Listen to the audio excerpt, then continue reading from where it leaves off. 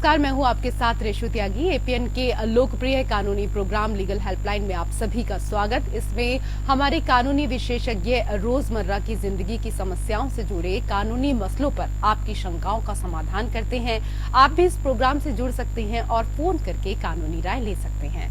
आज हम आपको असंगठित मजदूरों के कानूनी हक के बारे में जानकारी देंगे। देश में कामगारों का बड़ा हिस्सा असंगठित श्रमिकों का है। ये वेतन, सुरक्षा, सामाजिक सुरक्षा, स्वास्थ्य से महरूम है। 2005 में भारत सरकार ने देश के 94% असंगठित क्षेत्र के मजदूरों को, खास तौर पर ग्रामीण क्षेत्र के मजदूरों को रोजगार के शोषण मुक्त अवसर उपलब्ध कराने के लिए राष्ट्रीय ग्रामीण रोजगार गारंटी कानून बनाया। लेकिन अभी भी बहुत काम बाकी है। शोषण आज भी हो रहा है। भ्रष्टाचार और शोषण करने वाले जानते हैं कि मजदूरों की आवाज संगठित नहीं है, इसलिए शोषण करने वाले मनमानी करते हैं। असंगठित मजदूरों को अपने कानूनी हक के लिए जागरूक करने की जरूरत है। साथ में कानून को और मजबूत भी करना होगा। सामाजिक कल्याण की स्कीमों को बेहतर लागू करना होगा। आज हम आपको असंगठित मजदूरों के कानूनी हक के बारे में बताएंगे। हमारी आज की कानूनी विशेषज्ञ अधिवक्ता हैं राजेश नारंग जी। सर, बहुत स्वागत है आपका हमारे विशेष कार्यक्रम में। तो अगर आपका असंगठित मजदूरों से जुड़ा कोई भी सवाल है तो आप फोन करके राय ले सकते हैं। फोन लाइंस खुल चुकी हैं। 2 नंबर आपके टीवी स्क्रीन पर हैं। दोनों में से किसी भी नंबर पर आप डायल करें और आज के विषय से संबंधित अगर आपका कोई कानूनी सवाल है तो आप कॉल कर सकते हैं। असंगठित मजदूरों के कानूनी हक को लेकर आज हम बात करेंगे और आपका भी इससे जुड़ा कोई भी सवाल है तो आप कॉल कर सकते हैं। सर, सबसे पहले तो हमारे तमाम दर्शकों को यही बताइए कि असंगठित क्षेत्र ये क्या होता है? सबसे पहले तो आपका धन्यवाद मुझे अपने कार्यक्रम में शामिल करने का जी। और ये एक बहुत महत्वपूर्ण विषय है। जैसा कि आपने कहा है कि 90% से प्लस लोग हैं जो अनऑर्गेनाइज्ड सेक्टर में काम कर रहे हैं, तो उनके बारे में ये कानून बनना अपने आप में एक पहल है। अब इसमें जिम्मेदारी हो जाती है जो इस सेक्टर में कर्मचारी आते हैं वो सजग होके अपने हितों के लिए आगे बढ़ के आए। सबसे पहले तो इसमें एक रजिस्ट्रेशन जरूरी है कि हर जो भी कर्मचारी ऐसे अनऑर्गेनाइज्ड सेक्टर में काम कर रहे हैं वो अपना एक रजिस्ट्रेशन करवाएं। रजिस्ट्रेशन करवाने के बाद उनको एक आईडी कार्ड इशू किया जाएगा जी। उस आईडी कार्ड के आधार पे केंद्र सरकार और राज्य सरकार द्वारा लागू जो भी स्कीम है उनमें वो भाग ले सकते हैं और लाभ ले सकते हैं जी।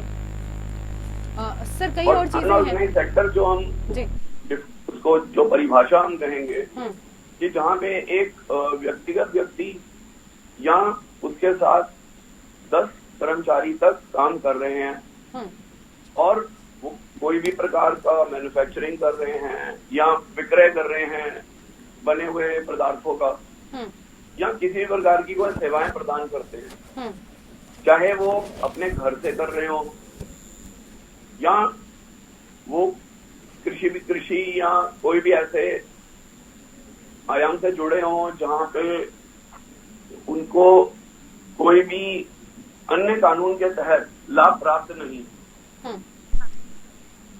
सर, कई और चीजें हैं जो हम आपसे समझना चाहेंगे। हालांकि आपने अभी असंगठित क्षेत्र जो है उसके बारे में यहाँ हमारे तमाम दर्शकों को जानकारी दी, लेकिन असंगठित मजदूरों की परिभाषा क्या कुछ है, इसको थोड़ा और विस्तार से दर्शकों के लिए समझना चाहेंगे। ये जो आप अनऑर्गेनाइज्ड वर्कर की बात करते हैं, असंगठित की जी, वो 2 भागों में बांटा गया है कानून के तहत। जो मैं आपको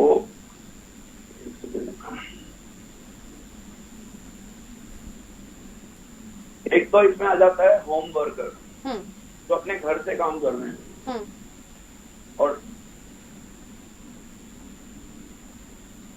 दूसरा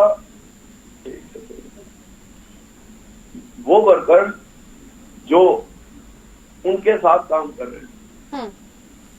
तो ये प्राथमिक तौर पे उसमें शामिल होते हैं जी। अब हम इसकी परिभाषा को भी समझ लेते हैं जी।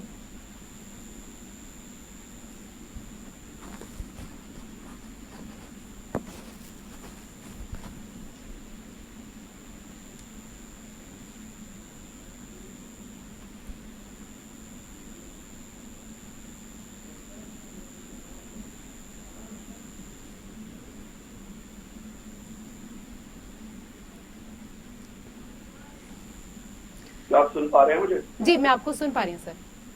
धन्यवाद।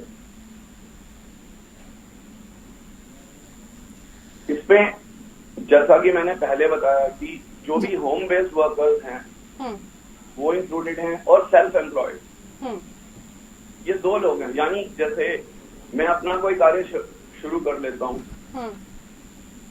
जैसे खेतों में कोई भी सहयोग या किसी भी इंडस्ट्री में कोई सहयोग है, जहाँ पे ये है कि मैं सामान वहां से ले आता हूँ घर पे और मैं बनाता हूँ।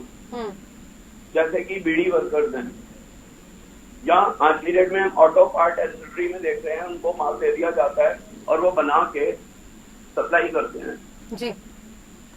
और इसी प्रकार से और लोग भी गन्ने के उस व्यापार में और व्यापार में भी इसी तरह से लोग जुड़े हुए हैं। और सेल्फ एम्प्लॉयड का जो वर्कर है वो सेक्शन 2K है जिसमें डिफाइंड है जी। और अगर हम अनऑर्गेनाइज वर्कर लेते हैं उसकी परिभाषा 2M सेक्शन 2M में निहित है, जो कि ये कहती है कि अनऑर्गेनाइज वर्कर वह वर्कर होगा जो घरेलू काम कर रहा है या अपने आप सेल्फ एम्प्लॉयड है जी, और अनऑर्गेनाइज सेक्टर में काम कर रहा है जी।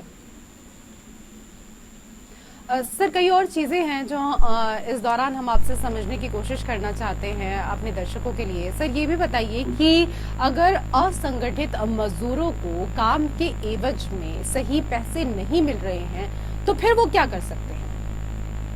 मैम, ऐसा ही जो हमारा कानून है इसमें वो सबसे पहले तो सोशल सिक्योरिटी बेनिफिट चैप्टर 2 है उसका, जिसमें वो निर्धारित करता है कि, और फिर वो निर्धारित करता है कि कौन से विषय हैं जिनके ऊपर केंद्र सरकार कानून या कोई भी स्कीम लाएगी जी। जैसे कि आपकी लाइफ कवर, डिसेबिलिटी का कवर, हेल्थ और maternity benefit, old age pension, ये जो विषय हैं ये केंद्र सरकार के अधीनस्थ हैं जी। इसके बाद हम आते हैं कि स्टेट गवर्नमेंट यानी राज्य सरकारों को क्या अधिकार है इसमें बनाने के, क्योंकि आता है प्रोविडेंट फंड, भविष्य निधि जी, फिर एम्प्लॉयमेंट इंजरी बेनिफिट जी, क्षतिपूर्ति, अगर किसी को चोट लग जाती है तो उसकी क्षतिपूर्ति के लिए, फिर घरों के लिए यानी हाउसिंग के लिए, उनके पास घर नहीं है तो वो घर को घर कैसे ले सकते हैं, कहाँ ले सकते हैं, और वो घर जब बनाना चाहेंगे तो उसमें क्या सहयोग मिलेगा जी। फिर वो अपने बच्चों को पढ़ाने के लिए भी कई बार भागते रहते हैं, तो एजुकेशनल स्कीम्स हैं जो स्टेट गवर्नमेंट लागू कर सकती है। और फिर स्किल अपग्रेडेशन है जी। जैसे कि आज मैं मशीन पे काम कर रहा हूँ और अब उसकी उत्तम तकनीक आ गई है जी। तो उसमें वो मुझे शिक्षण देंगे और प्रशिक्षण देंगे जिससे कि मैं अपने व्यापार को और सुदृढ़ कर सकूं। फिर कई बार ये होता है कि जो अनऑर्गेनाइज सेक्टर में लोग हैं वो सिर्फ जितना कमाते हैं उससे खाना खा लेते हैं जी। तो मृत्यु के समय पे उनका कोई संस्कार करने के लिए भी पैसे नहीं होते, तो फ्यूनरल असिस्टेंस भी स्टेट गवर्नमेंट प्रोवाइड कर सकती है जी।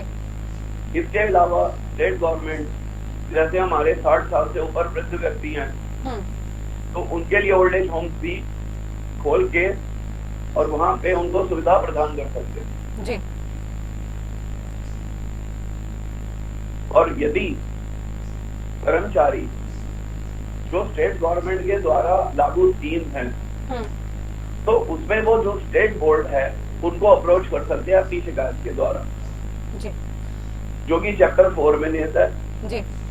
और चैप्टर 3 में यदि केंद्र सरकार द्वारा कोई भी स्कीम चलाई गई और उसका लाभ नहीं मिल रहा, तो कर्मचारी बोर्ड के सामने शिकायत लगा सकता है। जी।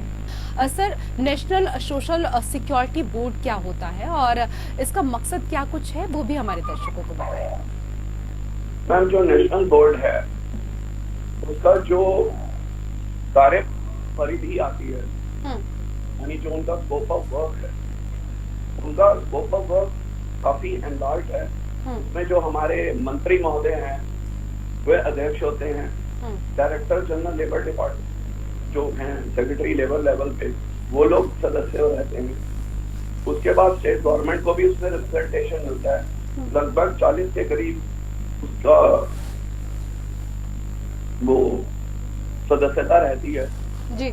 और वो विभिन्न विषयों पे जो स्कीम लागू की गई हैं उनमें कैसे खर्च किया जाएगा, कैसे हित लाभ किया जाएगा, क्या स्कीम्स हैं जो वो रखेंगे, क्या स्कीम कमेंट करेंगे या विड्रॉ कर देंगे या चेंज कर देंगे, या किसी की भी कोई शिकायत, जैसा कि हमने पहले प्रश्न का उत्तर दिया कि आप अपनी शिकायत बोर्ड के समक्ष लगा सकते हैं, तो वो सुविधाएं जो आम आदमी को उपलब्ध हो गई हैं, अब उसका जो एक इफेक्टिवनेस यानी जो लाभ है वो जाना चाहिए। कई बार ऐसा होता है कि सिटीज में जाते हैं, छोटी सिटीज में इसकी अवेयरनेस ही नहीं है। आज आपके माध्यम से ये अवेयरनेस जो की जा रही है जी, ये बहुत महत्वपूर्ण, क्योंकि इसी तरह के कार्यक्रम से सभी लोग जागरूक होते हैं कि हमारे ये अधिकार हैं। जी। सर, कई और चीजें हैं जो हम आपसे समझना चाहेंगे। सर, सोशल इंश्योरेंस बोर्ड की क्या कुछ भूमिका होती है, वो भी हमारे दर्शकों को बताएं।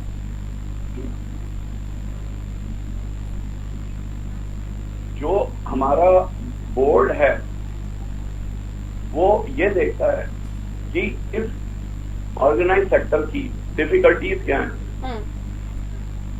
मूलतः जो उनकी रोजमर्रा के जीवन में उनकी दिक्कतें आ रही हैं, उन दिक्कतों को बोर्ड अपने सामने रखता है।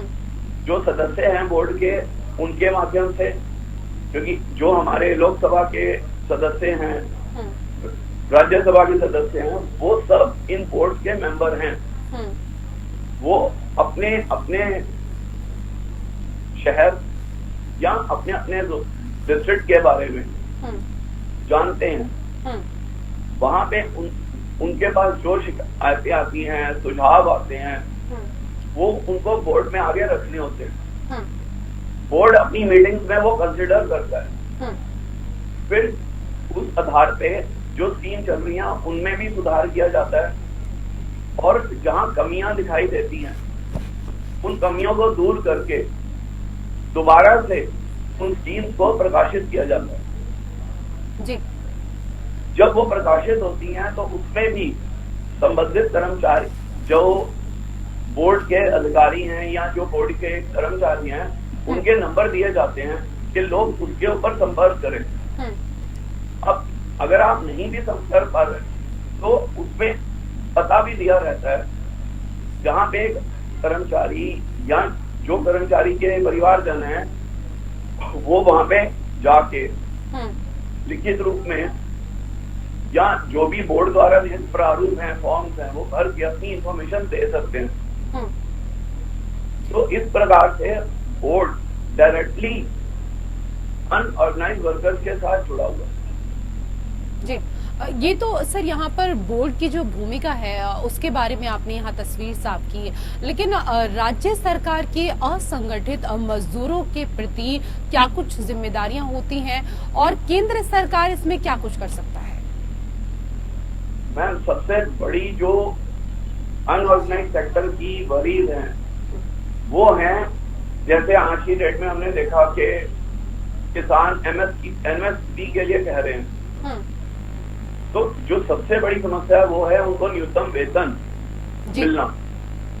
फिर न्यूनतम वेतन चलो प्रबंधक ने लिख लिया कि हाँ ये ठीक है, मैं इनको 10,000 रुपए दूंगा।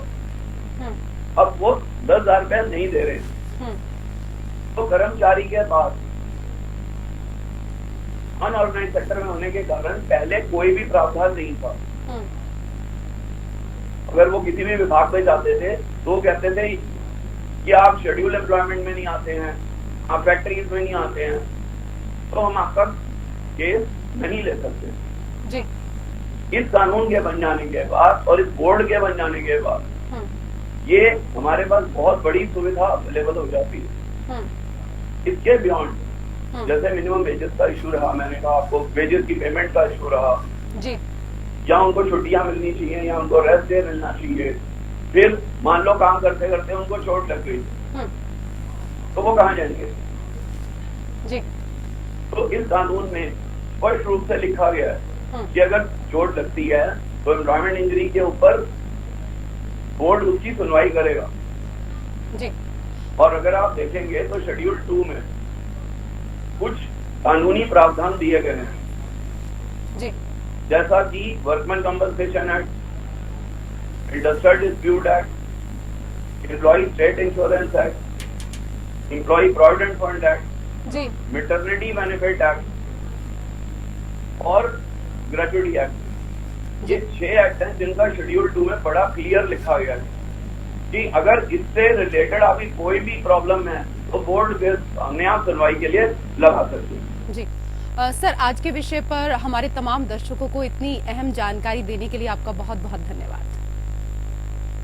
और इसी के साथ हमारे खास कार्यक्रम लीगल हेल्पलाइन में मेरे साथ फिलहाल इतना ही। नमस्कार।